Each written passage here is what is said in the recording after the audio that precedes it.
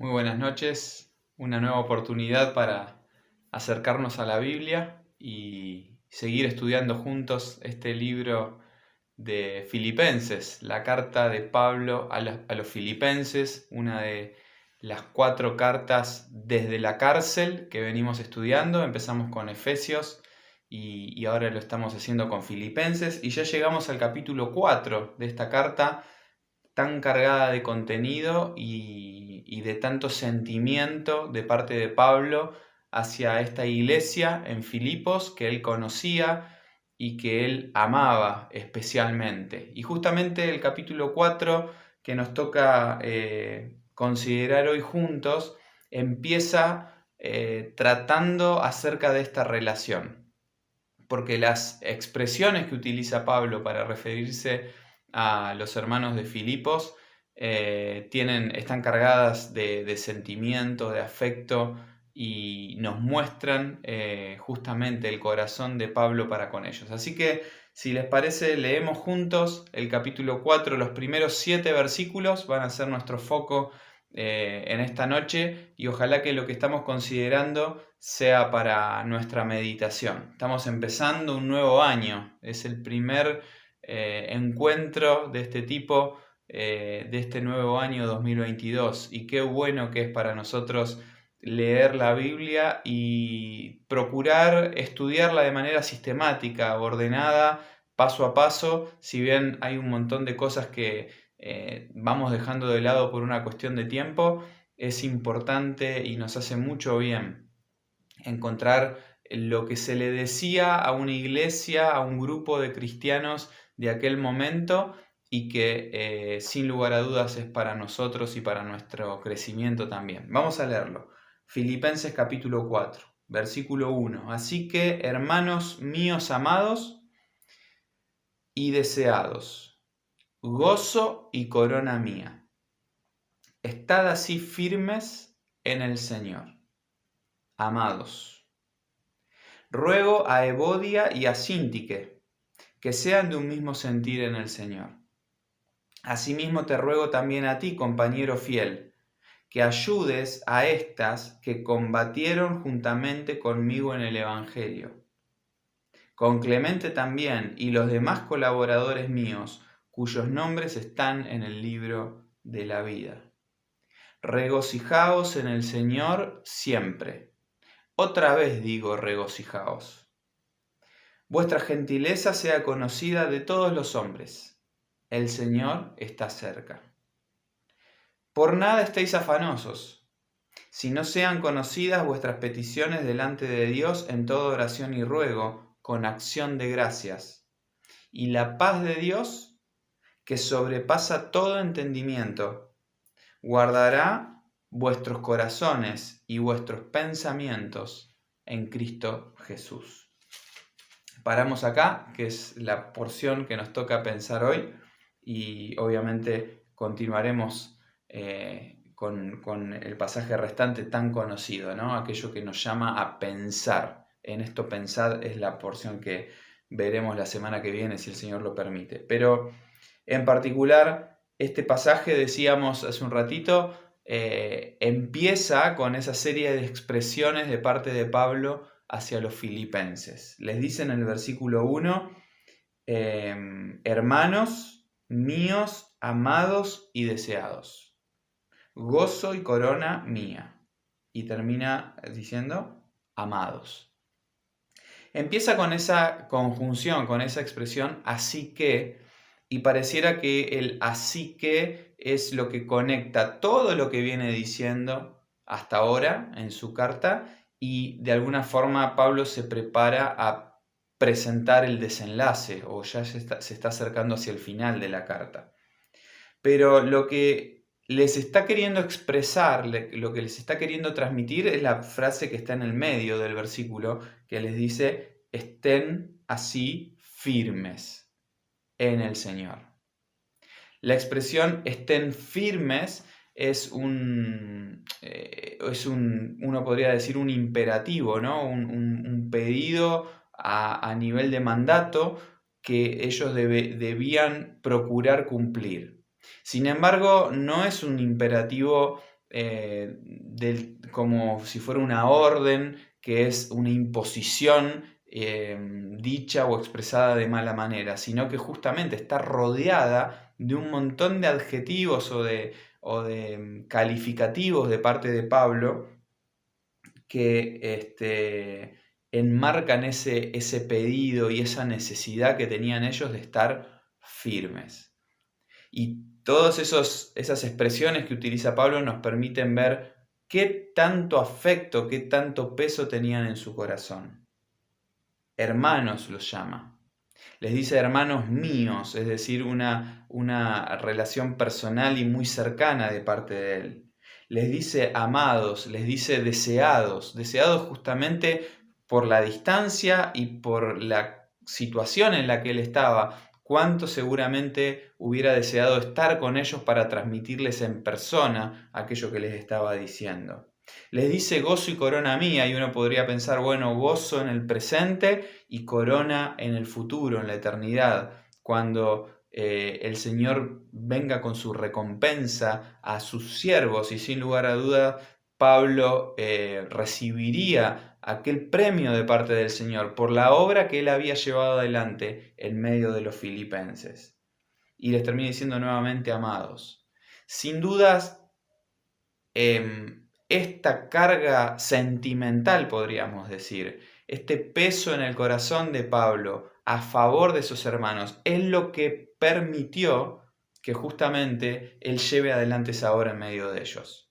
Si no, primero sería mentiroso de su parte expresar semejante cantidad de palabras de elogio hacia ellos o sentidas hacia los filipenses. Pero por otro lado, la obra, que sin lugar a dudas es pesada, difícil de llevar adelante muchas veces por todo lo que implica llevar adelante el mensaje de Dios, y en particular en Pablo y sus colaboradores, lo que implicó ahí en Filipos poder llevar adelante el mensaje de Dios, con cárcel de por medio, con castigos de por medio y con todo lo que significó la obra en Filipos. Solamente esa obra podía ser llevada adelante porque estaba esta carga en el corazón de Pablo y porque amaba a esos hermanos. Y esto tiene que ser una realidad para nosotros también, el pensar de qué manera pretendemos, o lo hacemos de hecho, llevar adelante la obra de Dios. De qué manera pretendemos involucrarnos en la obra de Dios. Con qué espíritu, con qué pensamiento lo vamos a llevar adelante. La única manera de que tenga el resultado que vemos en la vida de Pablo y en el obrar de Pablo es a través de esta carga sentimental, este pesar que nace desde el corazón a favor de esos hermanos que están recibiendo el servicio. El servicio a los hermanos tiene que ser hecho en amor. No es ninguna novedad, pero lo tenemos que recordar continuamente cuando la cuesta es empinada, cuando la carga se hace pesada, cuando la rutina, la continuidad, las cuestiones que van surgiendo nos hacen el camino difícil.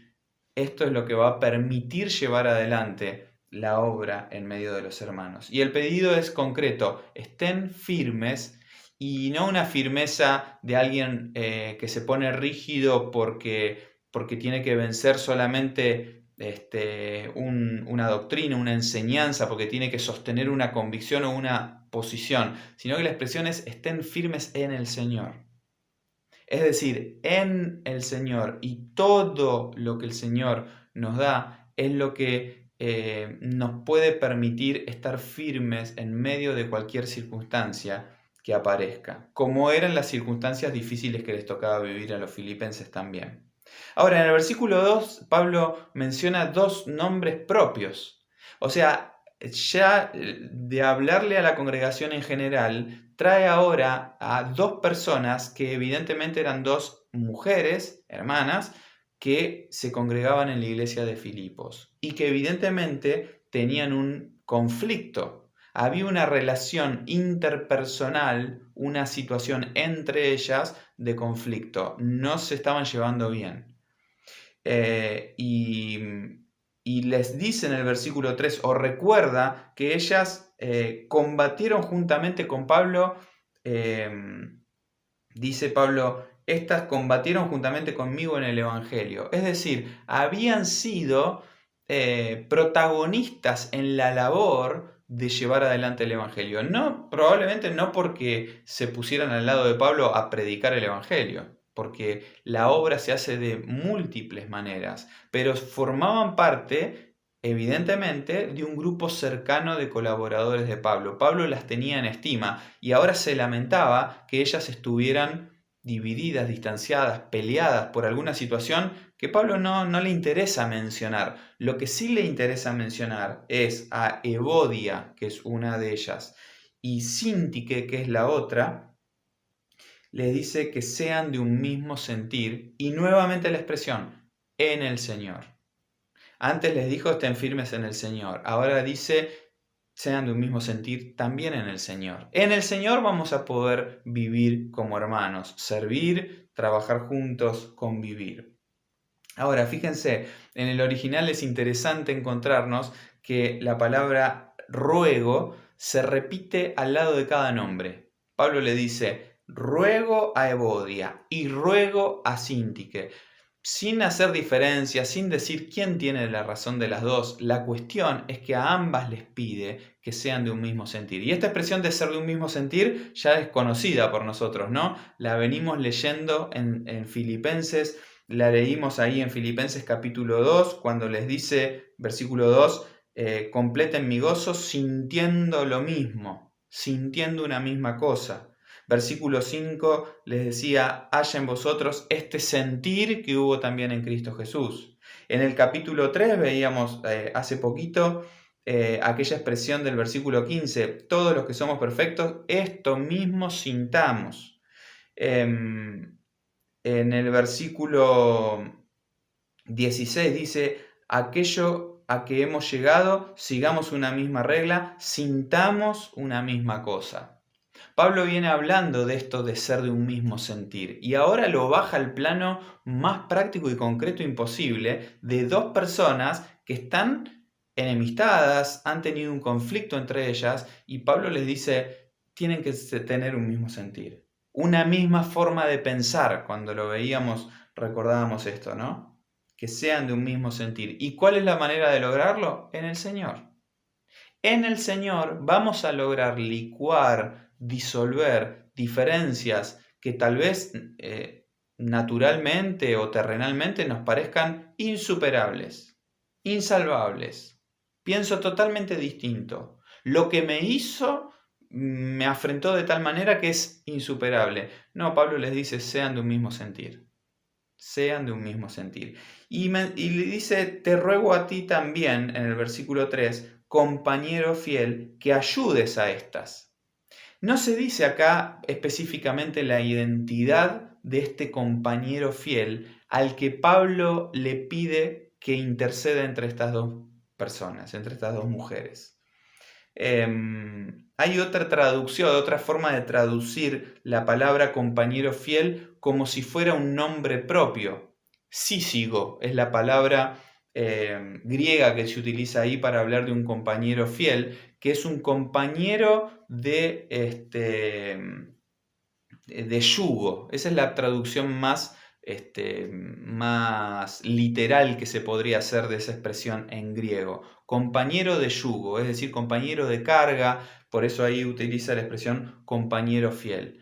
Y esa palabra algunos la han traducido como un nombre propio, como si fuera una persona que se llama Sísigo y al que Pablo apela para que intercede entre ellas. Otros piensan que en realidad es un juego de palabras de Pablo que se puede referir a Lucas, que estuvo en Filipos, o se puede referir a Timoteo o a Epafrodito, que los menciona antes en la carta. No está del todo claro y no hace falta tratar de hilar más fino. La cuestión, en concreto, es que Pablo, en medio de una situación que está pidiendo que sea solucionada, le pide a un tercero que pueda mediar. No como árbitro seguramente, de decir, esta tiene razón, la otra está equivocada, y que dé un veredicto. Pero sí a veces se necesita la intervención, la participación, la ayuda de alguien que pueda acompañar una determinada situación para que en definitiva se disuelva, se resuelva el problema y se pueda continuar adelante en esa unidad a la que somos llamados. En la carta esta de Filipenses, Pablo llama a la iglesia, a los hermanos, a que vivan en ese mismo sentir. Y esto que señala en la vida de Evodia y de Síntique iba en el sentido contrario. Por eso les dice: les ruego que sean de un mismo sentir en el Señor. Y les recuerda entonces aquel momento cuando combatían juntos por el Evangelio. Y recordamos ahí cuando Pablo habla a Timoteo y Epafrodito en el capítulo 2, cuando veíamos eso, les habla justamente, le decía a Epafrodito, el versículo 25, compañero de milicia. Y pensábamos cuando veíamos ese pasaje que la vida cristiana en aquellos que están dispuestos y deseosos de servir al Señor tiene que tener esta connotación, este sentido de una lucha a favor del Evangelio. No porque vayamos a pelear con alguien, sino porque es algo que requiere nuestra dedicación, requiere nuestra entrega, requiere alinearnos a las indicaciones que nos da el Señor como aquel que va al frente, y requiere estar en pie de guerra, en un ambiente hostil. Estamos en el campo de batalla. Cuando servimos al Señor, efectivamente nos enfrentamos a oposición, nos enfrentamos a buscar rescatar a aquellas personas que se están perdiendo llevando el mensaje del Evangelio. La figura que utiliza Pablo para hablar de nuestra tarea en el servicio cristiano es de aquel que está en la milicia, en el ejército, en el servicio activo, a favor o siguiendo la indicación, el rumbo que marca nuestro capitán, aquel que va al frente y nos señala el camino. Así que no tenemos que tomar la vida cristiana como una salida de paseo, como que vamos a estar recibiendo bendiciones de Dios y disfrutando solamente de todo lo lindo y placentero que tiene esta vida. No es así el pensamiento cuando nos confrontamos con la necesidad de servir a Dios, cuando nos comprometemos con Él y cuando estamos dispuestos a servirle. Tenemos que armarnos del pensamiento de alguien que está dispuesto a dar, a entregar y a seguir las órdenes en medio de un mundo hostil. Seguir al Señor, estar dispuestos a hacer lo que Él nos pide que hagamos y a llevar el mensaje que Él nos pide que llevemos, no necesariamente va a ser recibido con aplausos y elogios de parte de este mundo, sino que será en medio de gran oposición tal vez, pero sin lugar a dudas vale la pena. Así que luego de mencionar esto y de mencionar otro grupo de colaboradores, incluso anónimos, menciona uno ahí, Clemente, que mucho no sabemos de él, pero menciona otros colaboradores también, Pablo, que son parte de este trabajo, que son parte de esta tarea. Ahora en el versículo 4 vuelve a hablar, pareciera a toda la iglesia, y les dice: regocíjense en el Señor siempre. Otra vez les digo, regocíjense. Es un llamado en medio de lo que acaba de decir, de personas que están en la labor y que tienen que ser de un mismo sentir en el Señor. Ahora les dice, regocíjense, y la clave acá nuevamente es la misma expresión, regocíjense en el Señor siempre. Es que no hay otra forma de hacerlo. Si nos podemos a pensar, hay sobrados motivos y razones, las circunstancias en las que nos toca vivir, que nos hacen a estar justamente lo contrario que regocijándonos. Situaciones que producen tristeza, situaciones que producen angustia, situaciones que producen ansiedad, perturbación, que nos hacen estar no tranquilos y tal vez no contentos en la situación en la que estamos. Sin embargo, como cristianos, como hijos de Dios, cuando pensamos que estamos en el Señor, podemos estar regocijándonos sea cual sea la circunstancia que nos toca atravesar. Y qué importante es pensar en esto, porque nos acordamos que esta es una carta desde la cárcel. Nos acordamos que Pablo está escribiendo desde la prisión, tal vez en una situación de no confort, de no comodidad, probablemente queriendo estar en una situación diferente y así todo, sirviendo al Señor en medio de esa situación al escribir esta carta. Y sin lugar a dudas, al decirle a los filipenses, ustedes deben regocijarse, es porque esta carta surge de un corazón que se está regocijando. Y no se los dice una vez, les insiste doblemente. Regocíjense en el Señor siempre, otra vez les dice, regocíjense. Es un llamado de atención para nosotros, sin lugar a dudas, que tan propensos somos a que las situaciones nos abrumen, nos tapen, nos hundan, cambien nuestro semblante y nuestro espíritu. No. El llamado de Pablo es regocíjense en el Señor. Y en el versículo 5 les da de alguna forma lo que va a terminar surgiendo de un corazón que se regocija en manifestación hacia afuera. Vuestra gentileza sea conocida de todos los hombres. El Señor está cerca. Esa palabrita gentileza se la ha traducido de varias maneras. El espíritu que ahí tiene esa palabra griega es amabilidad, es clemencia, es ternura hacia el otro. La palabra gentileza tiene ese sentido, pero no tenemos que pensarla solamente en el sentido de qué gentil, en el sentido de alguien que es solamente amable con un desconocido, sino que acá hay un corazón que muestra ternura y que se inclina a favor del otro.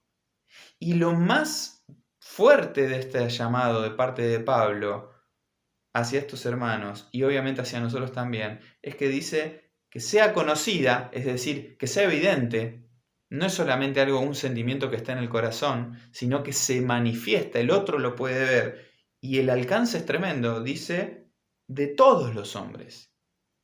Toda persona con la que tenemos contactos, dice Pablo, toda persona con la que tratamos debería poder percibir, notar nuestra gentileza, nuestra amabilidad, nuestro corazón tierno y favorable hacia ellos. Y luego dice el Señor está cerca. Se lo puede interpretar de dos maneras esto, como que el Señor está cerca hoy, presenciando y mirando qué es lo que es conocido por los demás, o que el Señor está cerca porque está viniendo, su venida está cerca. Tal vez esta es lo que más nos hace pensar esta expresión, esta segunda interpretación. Pero cualquiera de las dos es válida para llevarnos a pensar, sea que tenemos que ser conscientes que el Señor está cerca, está acá, o tenemos que ser conscientes que el Señor está viniendo, está cerca su venida, para que nuestra forma de comportarnos con los demás sea justamente esta: gentileza, amabilidad, a favor del otro, de todos los otros. Y en el versículo 6 hay un llamado nuevamente a este corazón que tantas veces se perturba, este corazón que tenemos nosotros. Y Pablo les dice de manera absoluta, por nada estéis afanosos. Pareciera un imposible. ¿Cómo no estar afanosos? ¿Cómo no estar angustiados? ¿Cómo no estar perturbados con tantas cosas que nos ocurren? Y Pablo les dice, por nada estéis afanosos. Sino, en cambio, sean conocidas vuestras peticiones delante de Dios. En toda oración y ruego con acción de gracias. La manera de transformar un corazón ansioso, afanado, en un corazón que se regocija y que evidencia gentileza hacia el otro, la manera de transformar eso es a través de una vida de oración. Cuando esas cargas que efectivamente están, que son reales, las llevamos a la presencia del Señor. Y llevadas a su presencia, las dejamos ahí, las expresamos ahí, le pedimos que Él se haga cargo de esa carga. Cuando hacemos eso, efectivamente, se produce la transformación. En cambio de estar afanosos, versículo 7 dice, y entonces la paz de Dios guardará vuestros corazones y vuestros pensamientos. Y nuevamente la expresión, en Cristo Jesús. Es solamente en Cristo que podemos nosotros transformar ansiedades en regocijo, perturbación en un corazón que tiene paz. Y llama la atención esto, ¿no? Esa expresión que dice, esa paz sobrepasa todo entendimiento. Los demás es probable que no entiendan cómo puede ser que atravesando determinadas situaciones que parecen insuperables, nosotros estemos en paz. Pero acá cuando dice que sobrepasa todo entendimiento, habla obviamente del entendimiento de los demás, pero también habla del nuestro. Nosotros mismos no vamos a poder entender cómo puede ser que atravesando esas situaciones, que tal vez en otras oportunidades nos hubieran sobrepasado, ahora que llevamos nuestras cargas al Señor en oración, podemos estar en paz. Es sobrenatural. No se puede explicar. Sin embargo, se puede disfrutar, se puede vivir. Aquel que efectivamente tiene esta vida de oración, lleva al Señor esas situaciones y puede vivir en paz. ¿Será esa nuestra realidad? ¿Será esa nuestra vivencia continuamente? ¿O normalmente nuestro corazón está más convulsionado que tranquilo? Nuestros pensamientos están más revueltos que estables. Bueno, sería un buen ejercicio, una buena decisión, empezar a tener una vida en la cual nuestras peticiones son conocidas delante de Dios. No habla de que nuestras situaciones sean conocidas, porque la Biblia nos muestra que Dios ya conoce nuestra situación. Él sabe de qué cosas tenemos necesidad, pero acá lo que nos dice es que nuestras peticiones sean conocidas. Es decir, cuando nosotros le expresamos a Dios, cuando nosotros le hablamos a Él, eso es lo que Él debe conocer, nuestra petición. Y dice la expresión del versículo 6, en toda oración y ruego con acción de gracia. Una expresión hacia el Señor que pide, y Dios no reniega de nuestras peticiones, pero que agradece también y que Dios espera nuestro agradecimiento. Ojalá que en este año que estamos empezando, si miramos hacia atrás el año pasado y nos damos cuenta que tal vez debemos empezar a transitar esta vida a la que llama Pablo los filipenses, que sea una decisión, una determinación en nuestra vida. Cambiar una vida de preocupación, de ansiedad, de todas esas cosas que nos sobrepasan, cambiarla por una vida de oración, que se acerca a Él, le pide y le agradece. Y en esa relación Dios, de una forma sobrenatural, pone en nosotros la paz que tanto necesitamos. Y esa paz se vive y se disfruta solamente en el Señor. Que nuestra vida en todo sentido sea en el Señor. Nuestra firmeza en el Señor, nuestro mismo sentir en el Señor, nuestro regocijo, nuestro gozo en el Señor y la paz guardando nuestros corazones en el Señor. Es por demás práctica esta parte del libro o de la carta a los filipenses. Es para ponerla en práctica hoy mismo en nuestra vida. Ojalá que así sea en cada uno de nosotros. Que el Señor nos bendiga.